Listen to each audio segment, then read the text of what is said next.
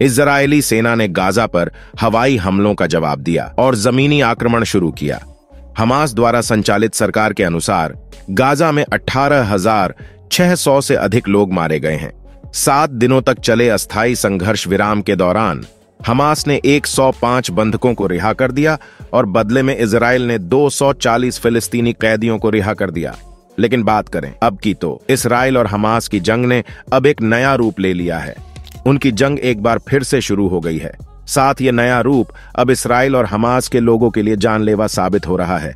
Israel ने Hamas के chief leader को पकड़ने के लिए किस तरह बिल्डिंग्स को तबाह किया है, आखिर कितने लोगों ने इसमें अपनी जान गंवा दी है।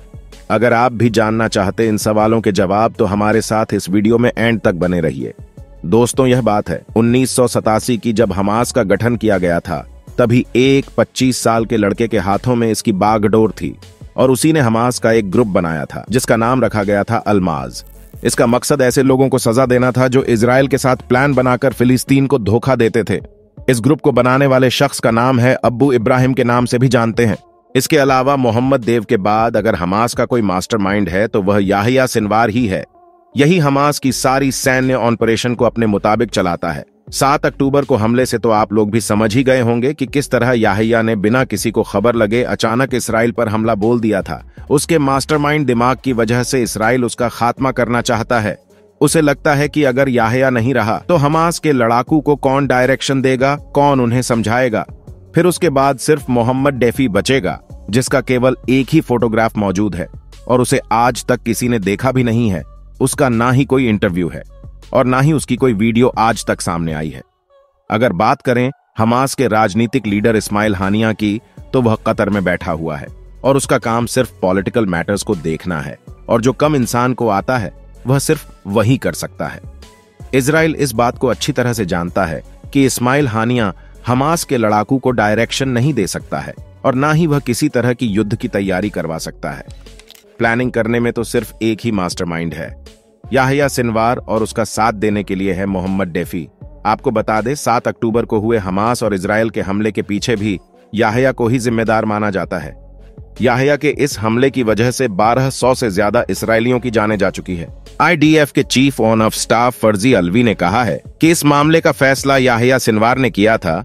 अब उसके साथ साथ जितने भी लोग हैं उन्हें भी इसका अंजाम भुगतना होगा।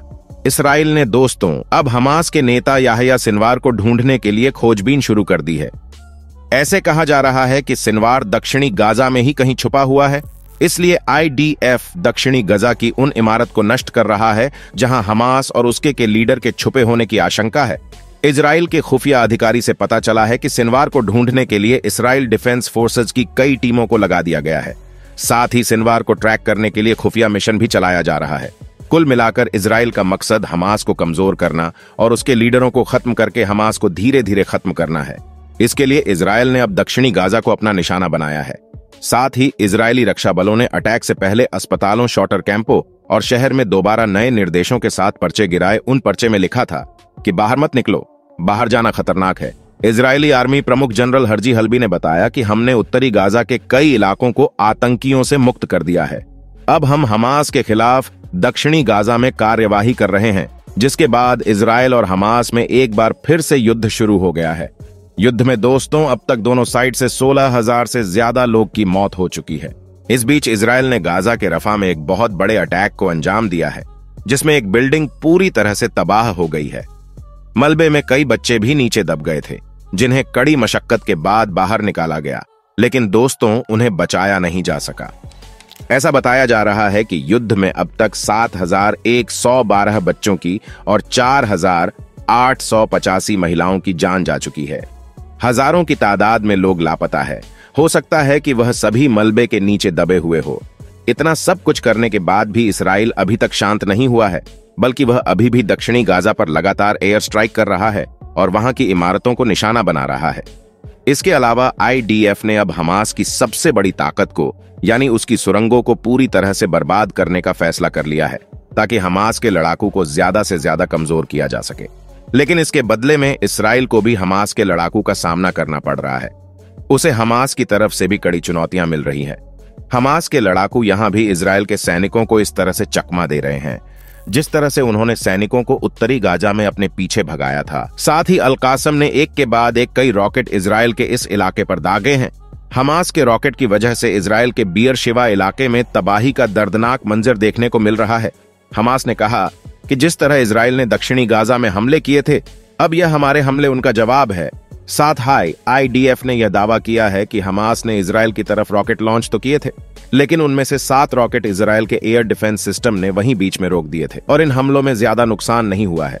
जैसे कि आप सब जानते हैं कि इजराइल हमेशा से ही अपने नुकसान को कम करके दिखाने के लिए फेमस है, लेकिन फिर भी हमास की तरफ से आने वाले रॉकेट ने इजराइल में खौफ तो पैदा कर दिया है। वहीं अब इजराइल ने भी दक्षिणी गाजा में अपने मिशन को और भी ज्यादा तेज कर दिया है, लेकिन अब उनसे बदला लेने के लिए अल कासम के एल ढाके भी पीछे नहीं हट रहे हैं। अल कासम के एल ढाके दक्षिणी गाजा में इजराइल के व्हीकल को टारगेट कर रहे हैं। जिस तरह से उन्होंने उत्तरी गाजा में इजरायली टैंकों का खात्मा किया था, उसी तरह वह दक्षिणी गाजा में इजराइल के टैंक को और मिलिट्री व्हीकल पर कहर बरसा रहे। अब इजराइल के सामने दोस्तों चुनौतियां हद से ज्यादा बढ़ गई हैं, क्योंकि दक्षिणी गाजा भी एक घनी आबादी वाला इलाका है और अगर इजराइल यहां भी ग्राउंड अटैक करता है, जो कि उसने शुरू कर दिया है, तो यहां होने वाली तबाही उत्तरी गाजा से 10 गुना ज्यादा खतरनाक साबित हो सकती है। इसके अलावा इजरायली सेना ने सोमवार को एक नक्शा पोस्ट करते हुए खान यूनिस शहर के करीब एक चौथाई हिस्से को पीले रंग से अलग करके दिखा दिया है। उसने लोगों को तुरंत इन जगहों को खाली करने का आदेश दिया है। उस नक्शे में 3 तीर दक्षिण और पश्चिम की तरफ इशारा करते हुए लोगों को भूमध्य सागर और मिस्र की सीमा की ओर जाने के लिए कह रहे थे, लेकिन मिस्र किसी को भी अपनी सीमा पर हमला नहीं करने दे रहा है, क्योंकि उसने इन लोगों को अपने देश में लेने से साफ इनकार कर दिया है। अब बेचारे गाजा के निवासी जाएं तो जाएं कहां? इसके अलावा इसराइल ने दक्षिणी गाजा से लगती इस्राएली सीमा में लोगों के घुसने पर पाबंदी लगा दी है। उत्तरी गाजा तो पहले ही बर्बाद हो चुका था और वहां से जो लोग अपनी जान बचाने के लिए दक्षिणी गाजा में आए थे, अब उन्हें यहां से भी भगाया जा रहा है। कुल मिलाकर अब उनकी किस्मत पूरी तरह से इजराइल के हाथों में है। वहीं अब दोस्तों, इसराइल पूरी तरह से दक्षिणी गाजा को बर्बाद करने में लगा हुआ है, जिसके चलते इजराइल के PM बेंजामिन नेतन्याहू ने मंगलवार को रक्षा मंत्रालय मुख्यालय में अपने युद्ध मंत्रिमंडल की यानी कि वर्ल्ड काउंसिल की मीटिंग बुलाई। PMO कार्यालय ने इस बारे में जानकारी देते हुए कहा था कि जिन लोगों से नेतन्याहू से बात की है, उनमें रक्षा मंत्री ईसान कोट ministry of strategic affairs, MKJD national security council के डायरेक्टर, प्रधानमंत्री के chief on of staff, IDF के chief on of staff, Mossad के डायरेक्टर और प्रधानमंत्री के सैन्य सचिव, head on of national directorate of public diplomacy, सभी बड़े बड़े अधिकारियों को मीटिंग में बुलाया। इसलिए यह साफ जाहिर होता है कि हालात काफी गंभीर हो चुके हैं। ऐसा बताया जा रहा है कि इस मीटिंग में दक्षिणी गाजा में चलाए जा रहे ग्राउंड अटैक को लेकर बातचीत की गई है।